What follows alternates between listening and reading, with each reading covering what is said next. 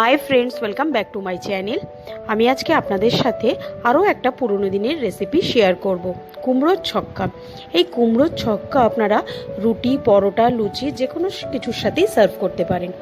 তাহলে চলুন রেসিপিটা দেখে নিই।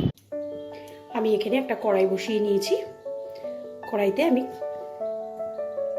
2 টেবিল স্পুনের মতো সর্ষের তেল দিয়ে দেবো। তেলটা ভালো করে গরম হবে। তেলটা খুব ভালো করে গরম হয়ে গেছে। এতে আমি একটা তেজপাতা, গোটা একটা শুকনো লঙ্কা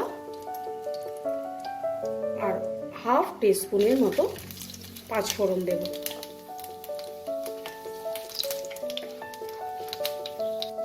পাঁচফোড়নটা যখন আমার খুব সুন্দরভাবে ভাজা ভাজা গন্ধ বেরিয়ে যাবে, তখন আমি এতে হাফ টিস্পুনের মতো হিং ফোড়ন দেব। হিংটাকেও আমি কিছুক্ষণ তেলে নাড়াচাড়া করে নেব। এবার আমি এতে বড় বড় ডুমো ডুমো করে আলু আর মিষ্টি কুমড়ো কেটে নিয়েছি, এগুলোকে অ্যাড করে দেব।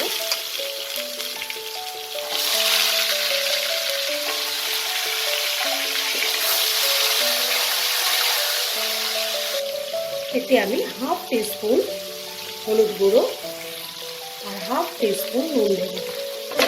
দিয়ে এটাকে খুব ভালো করে আমি ভেজে নেব।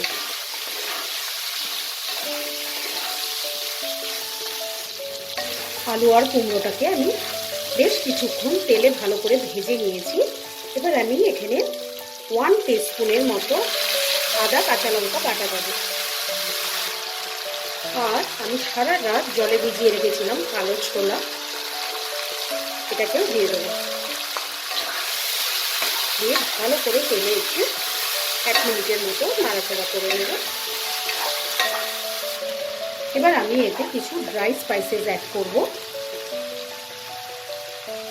1 টিস্পুন জিরে গুঁড়ো, 1 teaspoon Kashmiri red chilli powder আর হাফ টিস্পুন আমি হলুদ গুঁড়ো দেব।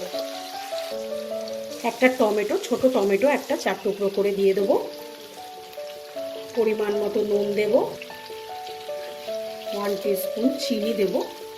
এই কুমড়োর তরকারিটা একটু মিষ্টি মিষ্টি ভালো লাগে। আর খুব সামান্য একটু জল দেব, যাতে গুঁড়ো মশলাগুলো আমার পুড়ে না যায়। এবার আমি ভালো করে এগুলো সব মশলার সাথে কষিয়ে নেব।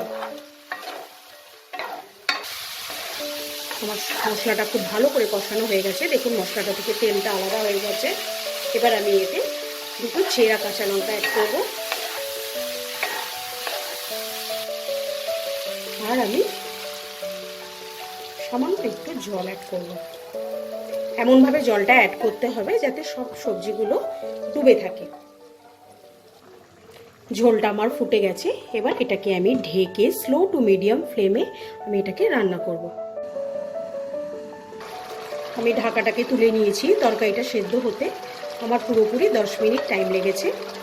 এবার আমি গ্যাসের ফ্লেমটাকে অফ করে দিয়ে আমি 1/4 টিস্পুন একটু ঘি দিয়ে দেবো।